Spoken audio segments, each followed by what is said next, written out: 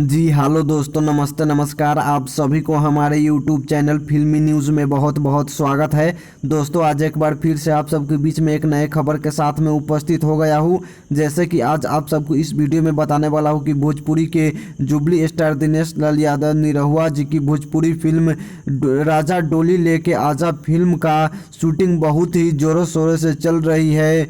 बनारसी के बहुत ही ब्यूटीफुल और महंगे महंगे लोकेशन पे शूटिंग किया जा रहा है। फिल्म राजा डोली लेके आजा में आप सबको दिनेश लाल यादव निरहुआ जी और भोजपुरी एक्ट्रेस आम्रपाली दुबे जी की जोड़ी देखने को मिलने वाली है।